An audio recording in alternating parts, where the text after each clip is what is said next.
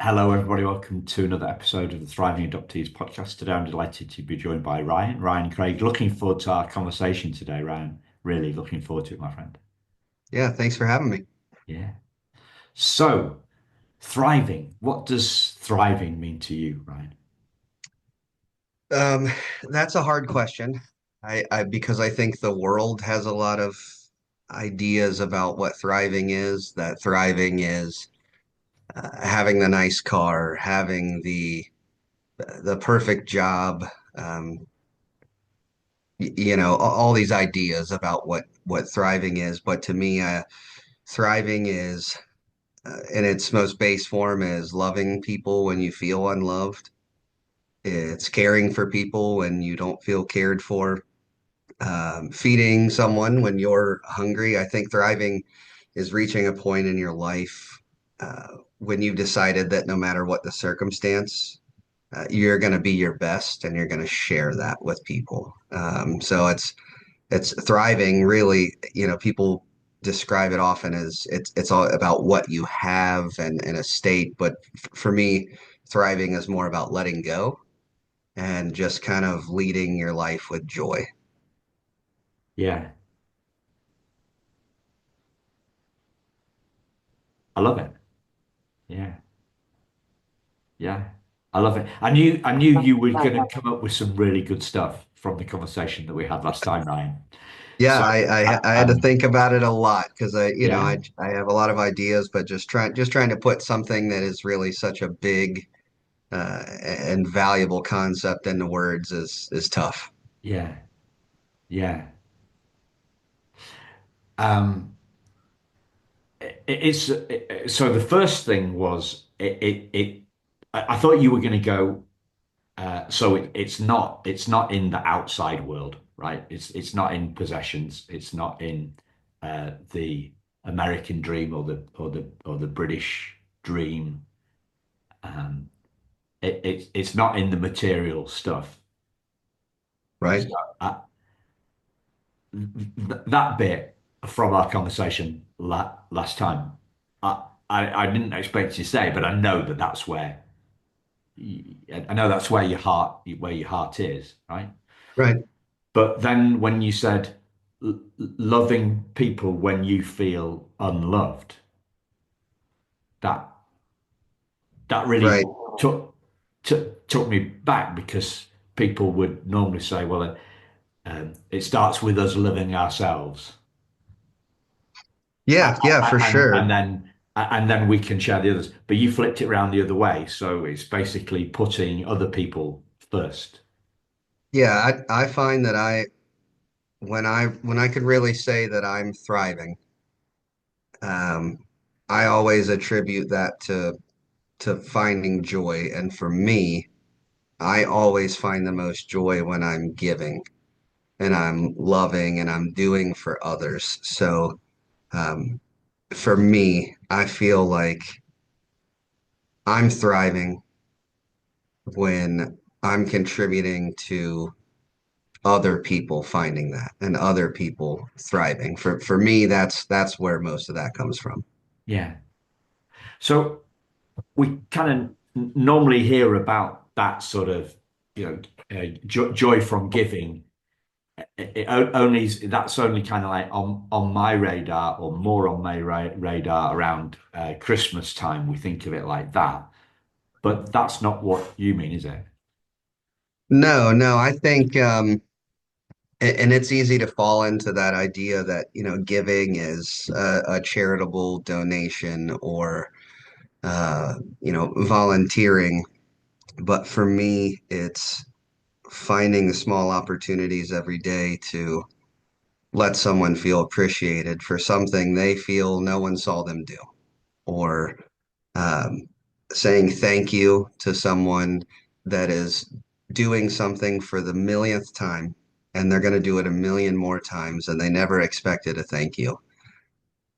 To me, finding those small opportunities and taking advantage of it and trying to bless someone, that's when I feel like I'm thriving. That's when I feel like whatever's been holding me back, whatever's been holding me down, whatever hindrance, whatever weight I have, uh, that goes away when I start lifting a weight off of someone else. And to me, that's thriving. That's, thriving is really, we it's growing, right? Thriving is growing. It's perseverance. And I think when you get to a point where um, you go beyond just getting through things, and it becomes a joy to do everything. It becomes a joy to experience everything. And you get to a point where you're really living life from a place of joy, that's thriving. Surviving, just getting by. I feel like it's hard to find joy in that. Yeah. The other thing popped into my head is that maybe some listeners will know, maybe you know, maybe you're not know, but me and my wife haven't got any kids, right? And I knew that wasn't that was the way it was going to be before I proposed to her. But I often think if I'd had kids, or by not having kids, did I kind of miss out on the sort of unselfishness stuff Mhm. that you're talking about? So my question to you is, how has you having kids, your wife having kids, how has what impact has had as how important has that been in the philosophy that you've been sharing with us so far? Yeah, that has had a huge impact on it. I think, we have three children. We have two that we adopted. My twin girls, Isabel and Elizabeth, um, and our son Sterling, who's our biological child. And I think a lot of my outlook comes from being a parent because inherently you struggle to be selfish when you have children.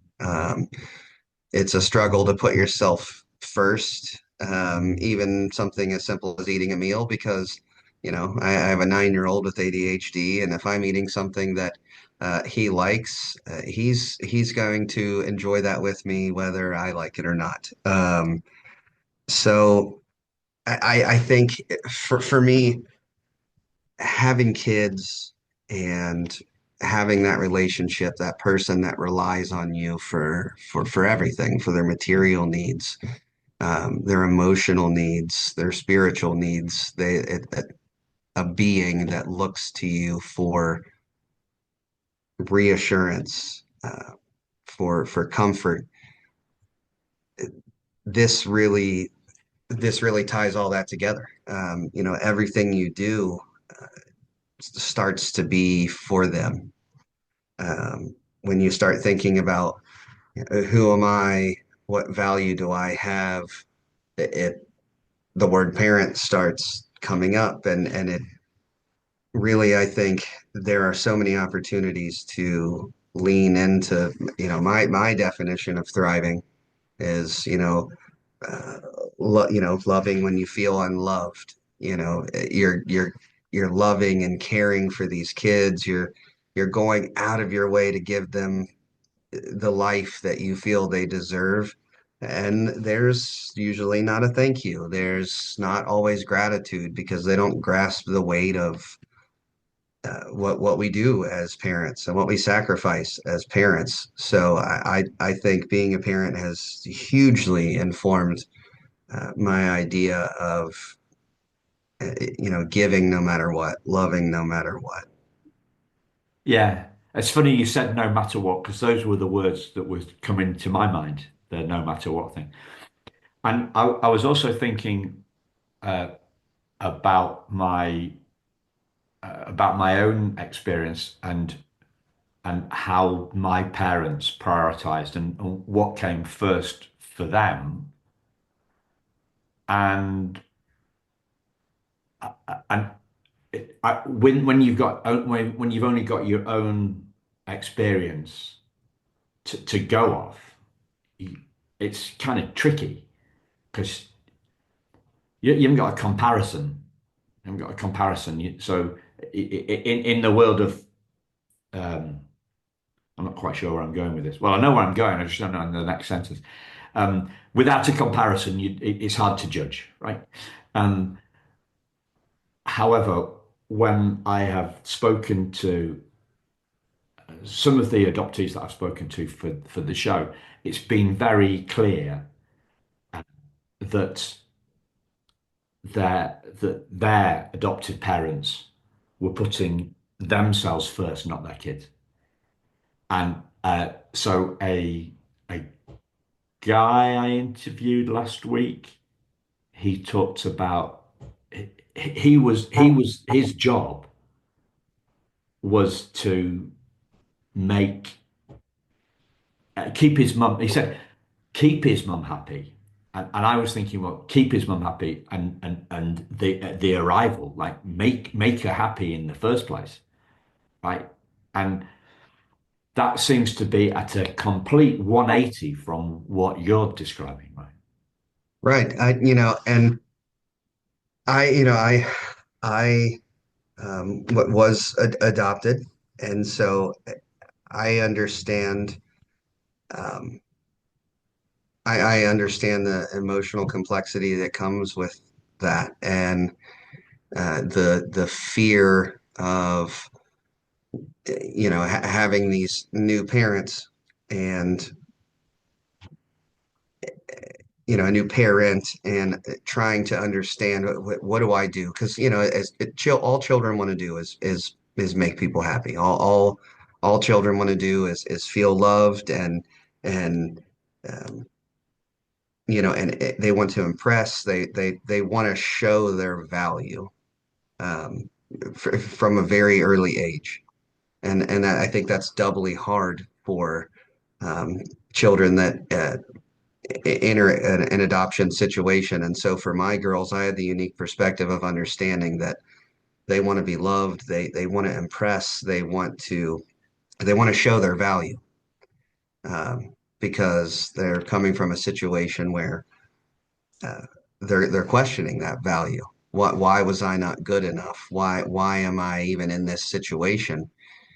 And so that informed our perspective. And as parents, my wife Megan and I, and just really pouring out love and showing them from day one that none of the circumstance was their fault. None of this was uh, none of the hard things that led to them being with us was their fault, but everything from then on was very intentional.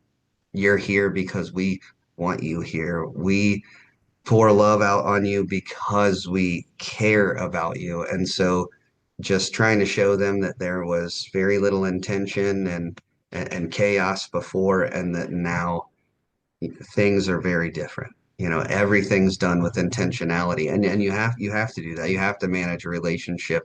From my perspective, with an adopted child with intentionality, because there are just levels of emotional awareness and physical things, psychological things that a child in a quote unquote standard family situation, they've never had to and probably never will have to deal with.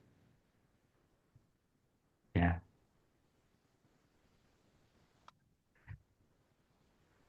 As you were talking there, you talked about it being not their fault.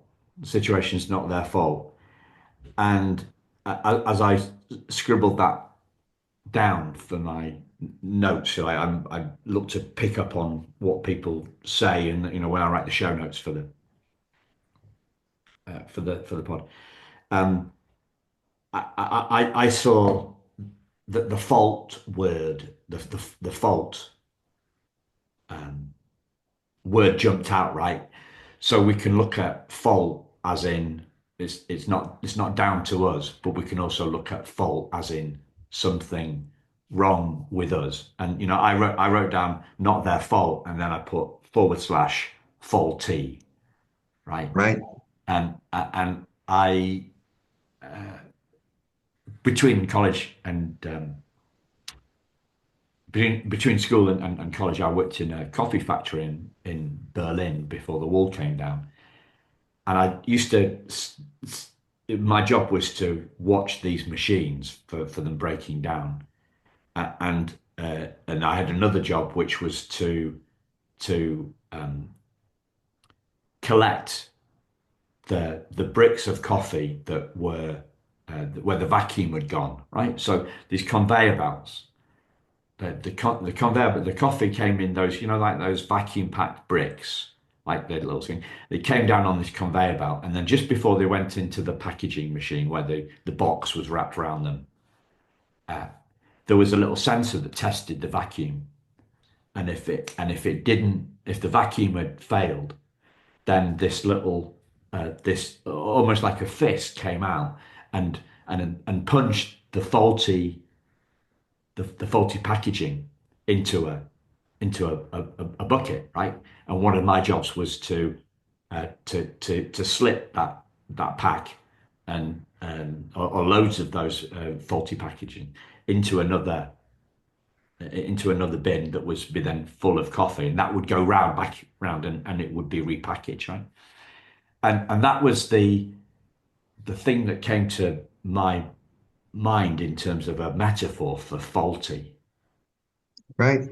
And like we feel that there's something wrong with us. So the vacuum had failed on this brick of coffee. It was faulty, and therefore it wasn't going to make it further down the food chain. And the kind of what's wrong with me. Right. And that's well, and the beauty of that is, and that is a great comparison. And just like, these adopted kids, myself, my girls, you feel that, right? Where the coffee? And it's not our fault that the vacuum failed. That was a machinery thing. But either way, we're now, we're now beholden to this mistake that was out of our control. And we move on down the line. And for some reason, there's this decision that we're not good enough, right? Or there's this problem, this error, and it had nothing to do with us. And so then we're pushed down. But the beauty of it is, Simon, is that you opened that coffee up, right? You put it somewhere else, and it had a chance to go back through and be repackaged, right? Because you can't fault the coffee for a faulty machine, right? It's not the coffee. The coffee's good coffee. It's great coffee. Eventually, it's going to make it somewhere. Someone's going to brew that. It's going to make their day. They're going to start their day, you know. And so that's those are my girls, right? It was no fault. That was me. That was so many people that no for no reason, for nothing that had anything to do with them, they find themselves in that situation. And it just takes that one person to say, that's not okay. Um, and provide that second chance, and I got that second chance. And that's why my wife and I wanted to give our girls that second chance. And it's just a beautiful thing. And that's to me, that's part of thriving. When you have that situation and you have that decision where that coffee can go in the bin or that coffee takes a second trip around and gets a second chance. That's the difference between surviving and thriving. In survival, you can say, there's an error here. We're going to scratch that. We're going to move on for the sake of efficiency. That's surviving. Thriving is saying, here's an ugly situation. We're going to turn that into another opportunity, another chance. That to me is the essence of thriving. That moment where you make a decision out of love, and it's that second trip around. That is thriving. Thanks for extending my metaphor because in a way that I've never seen it before. I think that's really powerful. Yeah, I think the whole I've I've become addicted to metaphors. Because otherwise, what have we got? We've got kind of weird, abstracty concepts. Right. And like we talk about. what metaphors do for me is it makes the abstract concrete, right? And Right. we even use that in our language. So we use the word grasp for Hmm. understand, but we can also grasp for the coffee Hmm. bag, Yeah. we're grasping for it. It's like, so it makes the abstract concrete. And if it's concrete, then our minds can get heads around them, right? So our minds need something to hold on to. And, we thingify stuff. Yeah. Right. We thingify stuff. And, and for me, that has a like it can be a double-edged sword, right? So because it takes something that is abstract and makes it concrete, we can grasp it, but then we might hold on to it. Not not the metaphor that we've been talking about, but I'm thinking about the kind of like the primal wound metaphor, Hmm. and that separate. We thingify it, so it starts off abstract. It starts off as maybe not abstract. It starts off as a feeling, and feelings a sensation, and it is palpable, right? It's something. It's like the feeling we get in the. I remember getting a feeling in my stomach. Like Right. it's not. This isn't an abstract emotion. It's like a felt. It's a felt thing, and and and that felt thing then we thingify it, and then it becomes denser. It grows. It's like a snowball, right? So we scoop up we scoop up some snow between our palms, make it into a ball, and then we roll it to make the base of the snow whatever Right. we're making, right? Yeah. And we make it bigger. And that for me is sometimes when these things that we make can become they become can become kind of monsters. Oh yeah. Agreed. Agreed. Um, and you talked about it. What fascinates me is that moment. I think you used the word decision. Well, I know because I wrote it down. So we're not born thinking there's anything wrong with us, right? Right. We're not born feeling faulty. And so, like, but you use the word decision. Is this a decision? Is it a belief? It comes from somewhere, right? It, Right. does it come from a feeling and then become a belief, or how do you know what I'm getting at here? I'm running out of. Yeah. Yeah. No, I think I think human beings before we know anything, we feel things, right? I don't know that I like macaroni and cheese when I'm a baby, but I feel that I'm hungry. Um, I don't know that I'm sad because um, mommy's over there and I want someone to hold me, but I feel alone and I cry, So I think for me, the beginning of all knowledge, I think, is probably feeling.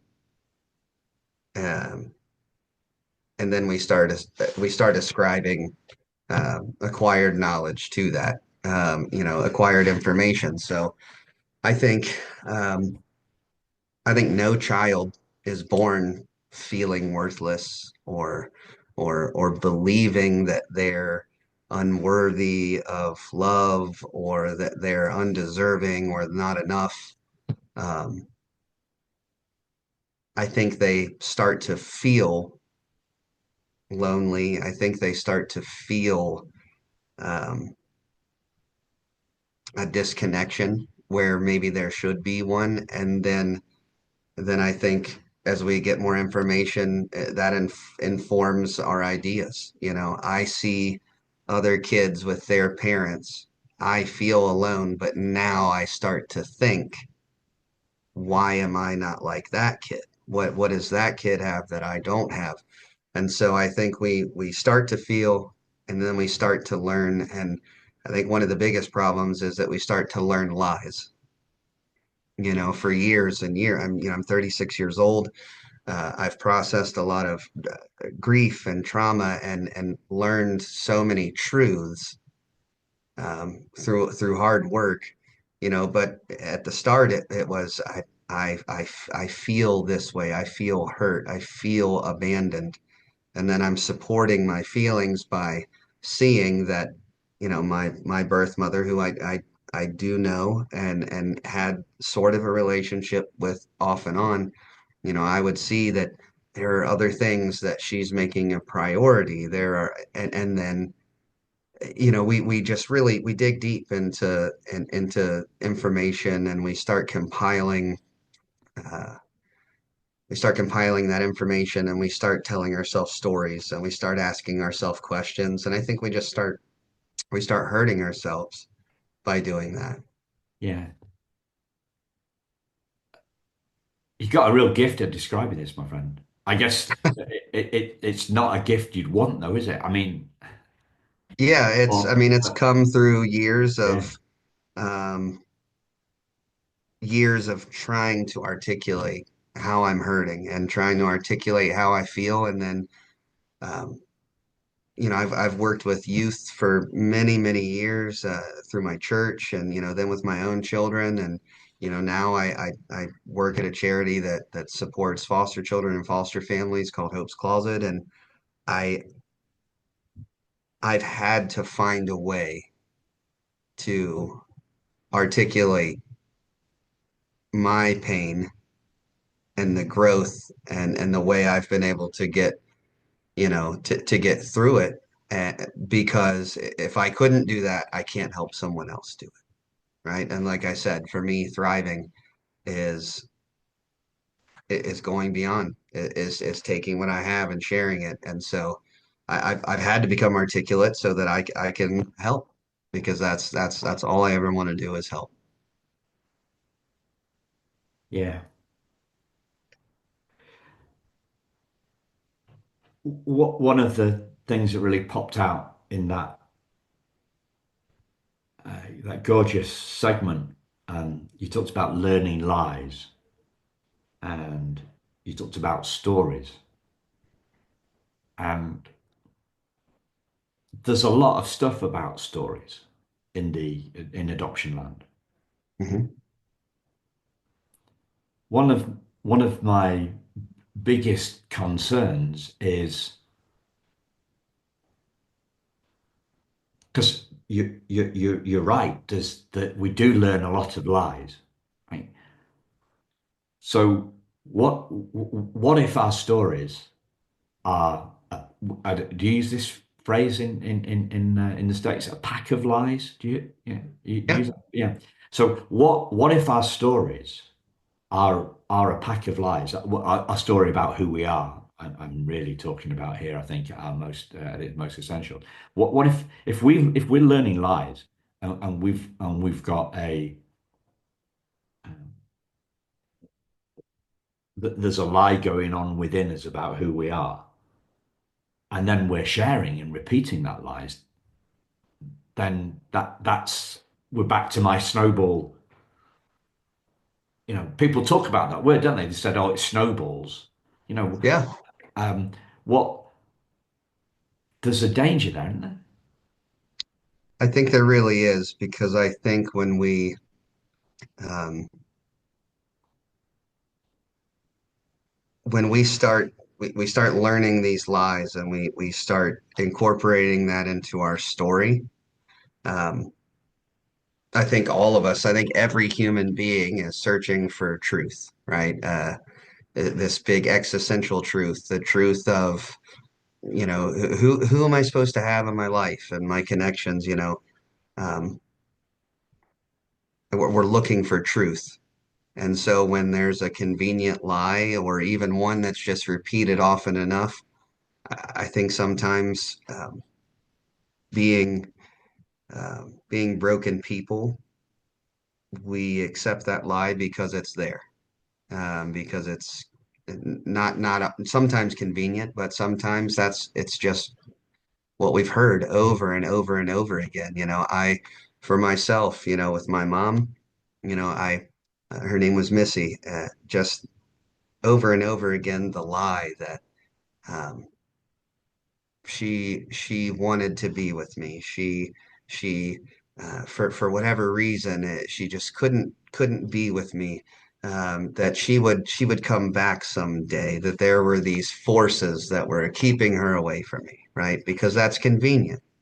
Because that means she's a victim, I'm a victim, and we're both just waiting for things to work out, right? Um, but that was a lie.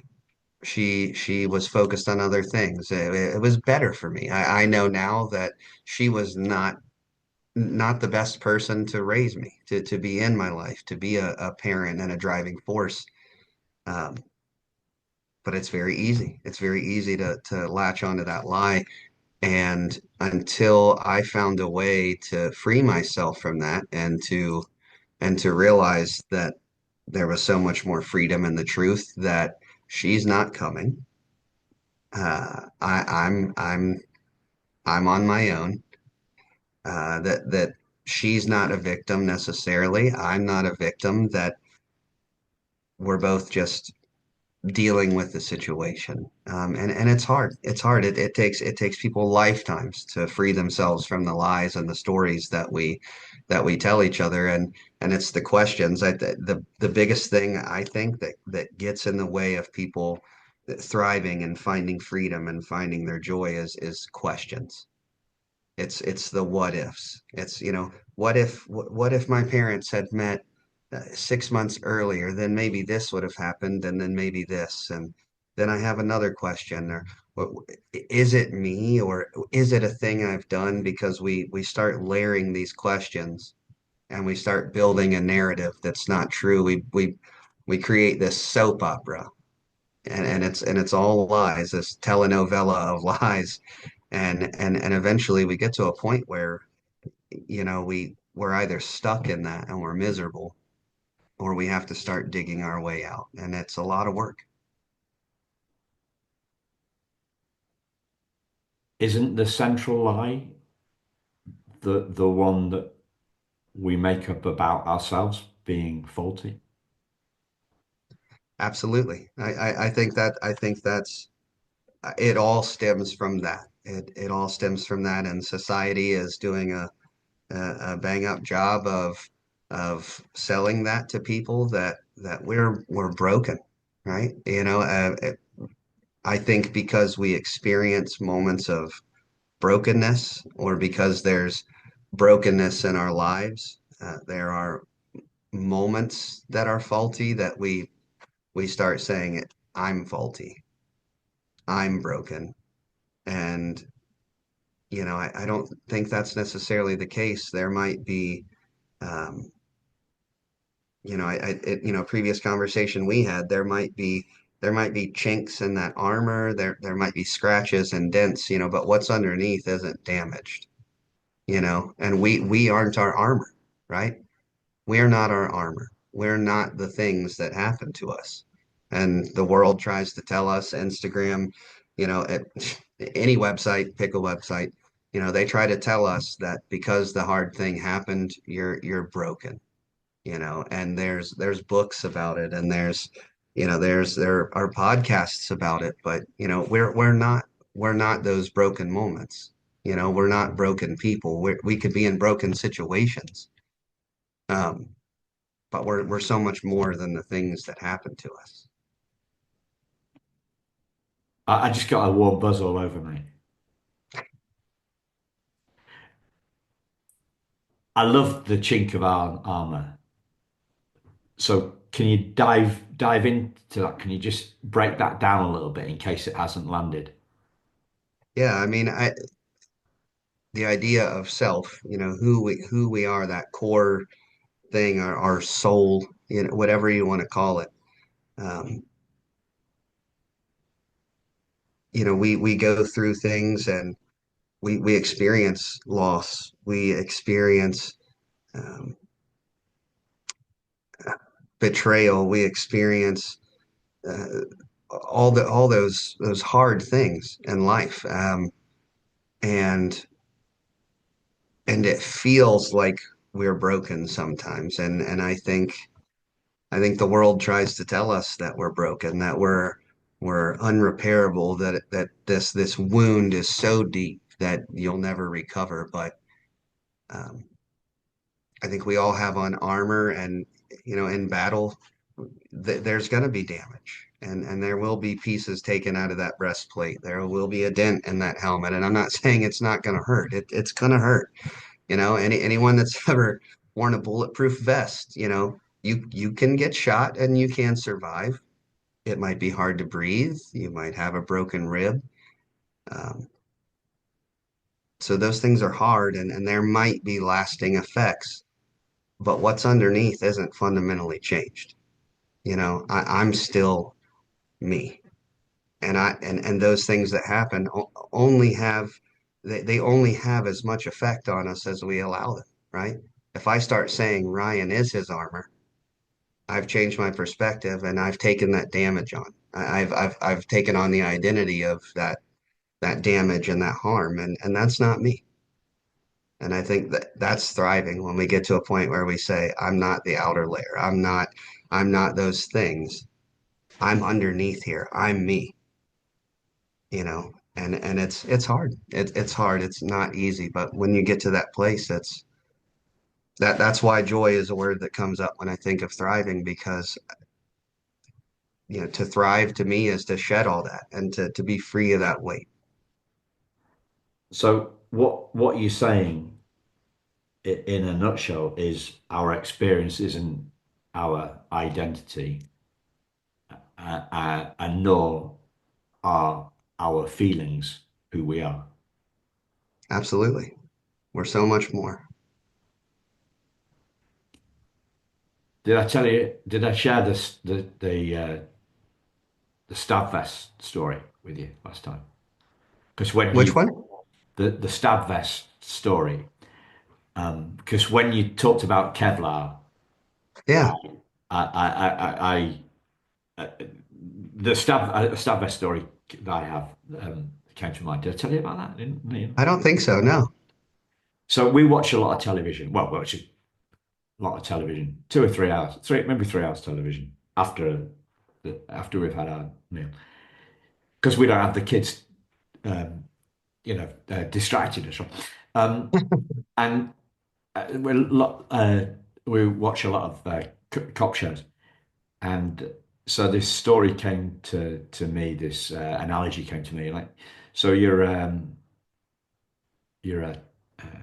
beat cop in one of the shows that we watched. It just finished called Blue Bloods. Have you watched Blue Bloods with Tom Selleck? Uh, I have not seen it, but I know some people that really like it.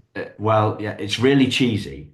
It's really cheesy, um, and it's a bit like it's the Waltons meets NYPD Blue. Like, it's all about the family. It's this Irish cop show.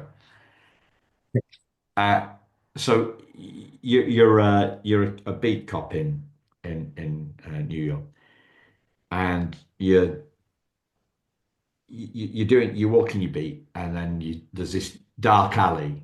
You go past the end of this dark alley, and you see a bit of a bit of you see something going on, you sense something going on. So the hairs on the back of your neck stand up to alert you to some danger.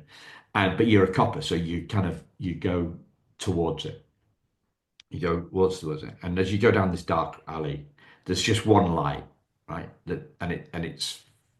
It's not it's fizzing on and off. It's like a faulty connection. And as when it fizzes on, you catch this glint. You see this other glint, and you don't know what it is. And then suddenly, this guy's on top of you, and it was a knife. The glint was the glint of a knife, right? he's on top of you and he's hit you with such force, and you realize he hit you, he's hit you with a knife, right? And then and you're on the deck, and then you feel him going through your pockets, and your wallet's gone, and your phone's gone, and he's gone, right? And then you reach inside you reach inside your um,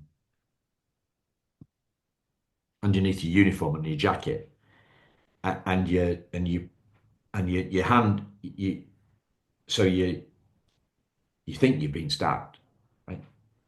And then you kind of like you pull you pull your hand back out of the uniform, and then you look at your hand just as the light flashes on again, and you can't see any blood, right? So then you realize you had a stab vest on. Right? So you thought you were wounded, but you weren't bleeding. You weren't bleeding because your stab vest protected you. Right? You know, It hurt like and hell, yeah, but oh you yeah, weren't I'm dead. sure. Yeah, there's fear, there's pain, and in the chaos of it all, right? You're not Yes. thinking about it. You're just thinking, I'm being attacked. This, the situation is overwhelming, and and oftentimes I think that's how it is until the dust settles and the hardest part, the hardest pieces of it are over, we don't realize that we're okay. Because in the moment, it feels like there's nothing we can do, and everything's gone wrong, and you know, I think more oftentimes than not, I think we're a lot more resilient than we think we are.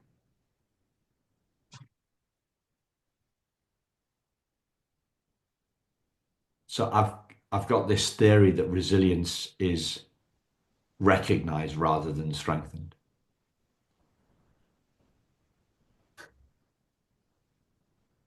Say It's that for me something one more time. it's seen rather than strengthened. But the conventional way is the conventional way that resilience is sold to us. You know, you talked about Hmm. people selling and stuff. Is y- y- you're weak, you're confused. You want to be more resilient. You want to be more resilient. I was, I know how I know how you feel because I used to be you. Hmm. And then I learned these things about resilience. And if you come and spend some time and money with me, I Hmm. will strengthen your resilience because resilience is strengthened like muscles are strengthened by going to the gym rather than seen. Because we see some uh, danger ahead of us, and we think, how am I going to get through this? And somehow we do get through this. And then Right? afterwards, we don't know. We look back on it and say, how on earth did I get through this? Well, it was the resilience that we had, but we didn't appreciate. So Yeah. it's seen, not strengthened, recognized, not built. Yeah. I think I'm trying to. There was a quote um, that I heard a couple days ago. I don't know who to ascribe it to, but it was grit is just getting through it. Resilience is coming out on the other side better. And I think and I agree with you. There have been many times where I've pushed through and I thought, I'm resilient, right? I'm a tough cookie. And it's like, no, I just grinded, I suffered through it. And I made it to the other side. I'm not better. I didn't learn anything. If anything, all I've learned is that, you know, if I just keep my head down and take the beating, it'll be over soon. Resilience is getting to the other side and saying, this is what I've learned. Next time this happens, I'm going to do A, B, and C because I know more. I've done more. I've seen more. I don't have to do things the same way. And I think you're right. People sell that. They package everything. For 19.99, three payments, you can get hope, you can get inner peace, you can, all of it, all of Yeah. it. Yeah. Here's this external thing that's going to give you internal peace. Right. Inner peace. Yeah. Scary Um, concept. I, I wanted to go back to something you said about 15 minutes or so ago, I think maybe. You were talking about questions obstacle, being an Mhm. obstacle to thriving. And I was wondering if you could share a little bit more on that. Yeah, I think for me, it's the questions are the biggest obstacle to thriving. Um, there's all these questions. You know, and questions lead to a story. There's a Zen koan. I don't know if you're familiar with those of a monk who he wakes up early. He wants to go to the lake because he wants to meditate in the rowboat by himself because he knows he won't be bothered by anyone. And so he rows out to the middle of the lake. He sets down the oars. He lays back in the boat. He closes his eyes. He feels the breeze, the slight wave of the boat, and he's at peace. And then bang, something hits the boat. And he immediately, he's in a rage. How could someone do this to me? There's a whole lake. How could they, row their boat into mine when I finally found my center? And he gets up and he's ready to chew this person out. And he sees it was just a log that had floated by and bumped into his boat. And when he stood up in anger, when he'd let go of his center, he'd thrown all the work he'd done away because of a story, because of a question, because of something he had told himself that's not real, that's not true. And I think even now, I'm guilty of that. And so I think it's the questions. When we start asking questions that the answer, one way or another, doesn't help us, right? When I start saying, you know, if my mom hadn't met that other guy, would she still be with my dad? That's not a helpful question. That's not a helpful question because I will never know the answer to that. And so then I'll have another question and then a follow-up question to that. And I think we go down a rabbit hole and we start creating, we start picking at wounds when we start asking those questions that there are A, no answers to, or B, create more questions. Um, and we start filling in the blanks and we start creating a narrative that's not true. And then we start having emotions and feelings based on a lie that we've told ourselves. And I think that's so damaging because in our mind, we think it's just a little exercise. It's just a what if. What if I won the lottery? How would I spend that money? It's a fun thing, but then we start being envious. Then we start coveting what our neighbor has because what would I do with that money? Well, if I had it, would I have a bigger house than Jerry? Could I have a boat? Right? And we're just asking questions that the answer is irrelevant, right? And it starts to create harm and ugly thoughts. Yeah. One of the reasons that uh, I asked you to share more deeply about that was because I heard something while I was listening to a podcast earlier today that said the same sort of thing in a well, it said the same thing in a different way, and I stopped the podcast at that. I hit the stop button. Right, I'm not going to think anymore. Um, and it's the idea that or the truth that thinking doesn't lead to solutions. I would The, agree. the mind doesn't have the answer. Uh, the answer comes out of the blue. It comes out of the blue. It comes in the gap. There's this great story about this I heard. about this CEO, high-powered CEO, big corporate, Fortune 500 company. He goes on this training about creativity and solutions, and the guy, the trainer says, um, well, they've done this research, and the best ideas come to people when they're not thinking about the problem, it's not when they're in a brainstorming meeting at work, or it's when they're either in the shower or it's when they're on the drive on the way to work. And that's where they have the best ideas. I mean, and this CEO said, so how many showers a day should my people be having? That is a great representation of CEO mentality. That is funny. Oh my gosh. But they don't, right? Like, how many times have you gone to bed ruminating a problem, a challenge, or whatever, something you want an answer to, and then you think about, then the answer comes to you the following morning when you've Mhm. not been thinking at all, other than maybe you've been distracted by some strange dream of Yeah. I don't know what. But the answer Yeah. comes to you out of the blue. It's out of the blue. It doesn't come when we're in the middle of our thought storm. We don't find the piece of the answer. And like thinking and peace are kind of opposites, aren't they? Yeah. Yeah. I agree. I think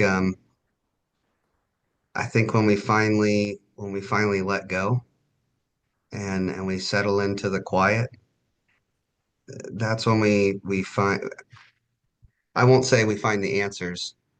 We identify the right questions.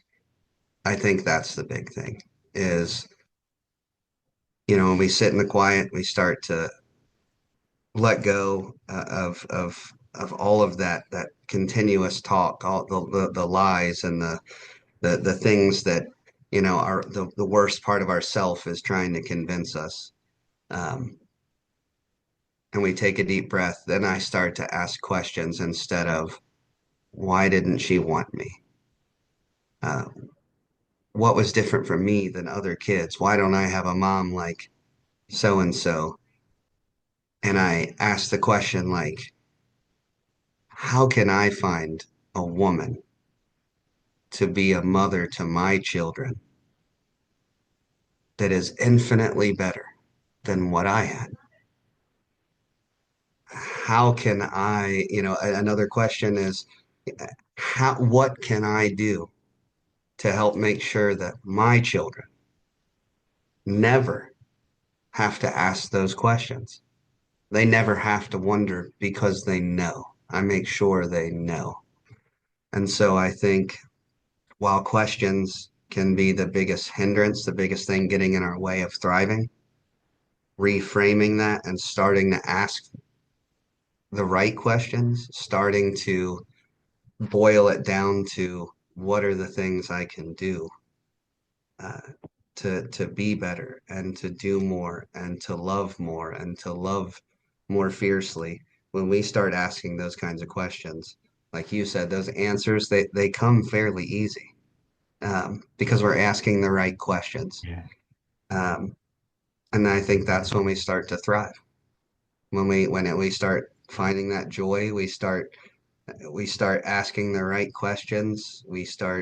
Um, we start living in truth instead of possibilities. Um, I think that's really when things start to change. I know it did for me.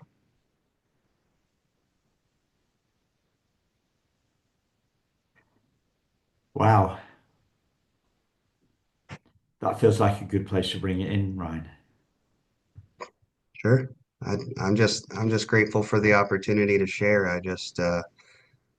It took me a long time and a lot of patience and a lot of patience from my wife to kind of figure out what it looks like to thrive because I had a distorted idea of what it was and because of those questions and that all of that ugliness, I convinced myself that I never would thrive and I settled for just getting by.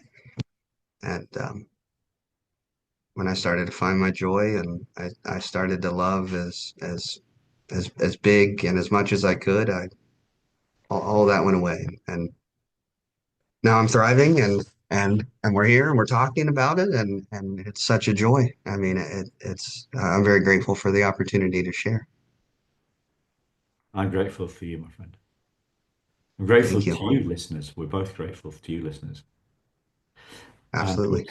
speak to you again very soon. Take care. Bye bye. All right.